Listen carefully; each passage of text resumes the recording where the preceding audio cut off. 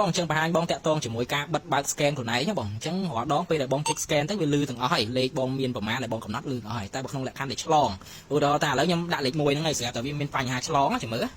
វាឡូតទៅឥឡូវឧទាហរណ៍ថាឥឡូវបញ្ហាលេខ5ខ្ញុំចង់បិទលេខ scan 5ហ្នឹងចោលអញ្ចឹងបងបាច់យកមកដល់ពួកខ្ញុំវិញក៏បានដែរបងអាចមើលតាមវីដេអូធ្វើបានខ្លួនឯងអញ្ចឹងបងគ្រាន់តែចុចប៊ូតុងស្ដាំដៃនេះមួយរកពាក្យ program អញ្ចឹង program នៅលេខប្រមាណបងចុចលេខហ្នឹងអញ្ចឹង program ខ្ញុំនៅលេខ3ខ្ញុំចុចលេខ3បន្តមកទៀតខ្ញុំរកពាក្យ scan អញ្ចឹងបើសិនជាលើនេះមានពាក្យ scan ទេបងចុចសញ្ញាស្ដាំដៃមួយទៀតពាក្យ scan បងចុចលេខ1បន្តមកទៀតបងប្រវល់ទៅលេខណាដែលបងចង់បិទ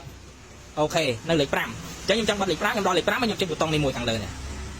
អូខេឃើញបាច់ពាក្យ scan ទេអញ្ចឹងនៅក្នុងហ្នឹងបងចង់បិទលេខប៉ុន្មានបងកាច់ទៅលេខហ្នឹងទៅឥឡូវខ្ញុំចង់បិទលេខ5ឥឡូវខ្ញុំបិទចោលហើយខ្ញុំចុចពាក្យ home មួយ